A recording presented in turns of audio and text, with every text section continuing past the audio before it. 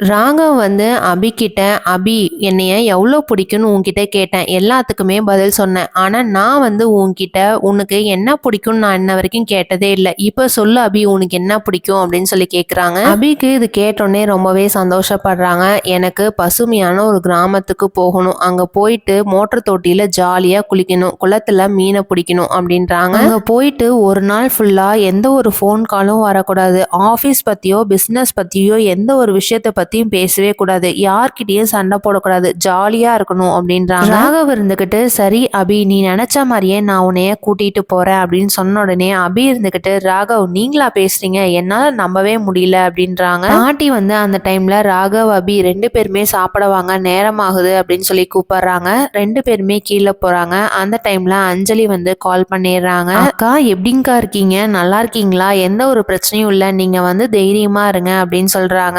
அபியும் வாங்கி பேசுறாங்க. "அக்கா நாங்க உங்களை பார்க்க வரோம்" அப்படின்றாங்க. ஹாஸ்பிட்டல் போயிட்டு அஞ்சலி அக்காவை பார்த்துட்டு நேரா ஆஃபீஸ் போயிடுறாங்க. அங்க போனதுக்கு அப்புறம் ராகவ் இருந்துகிட்டு அபியோடைய போட்டோவை எடுத்து ஒட்ட சொல்றாங்க. அவங்களும் எல்லாத்தையுமே ரெடி பண்ணிடுறாங்க. அந்த டைம்ல லாவண்யா வந்து இதை பார்த்துட்டு, "எதுக்கு இது கேபின்ல ஒட்டுறீங்க?" அப்படின்னு சொல்றாங்க. ராகவ் இருந்துகிட்டு, "நான் தான் ஒட்ட சொன்னேன்" அப்படின்றாங்க. அபிக்கு ரொம்பவே சந்தோஷமாயிடுது. நாளைக்கு என்ன நடக்க போகுதுங்கிறத வெயிட் பண்ணி பார்க்கலாம். தேங்க்யூ.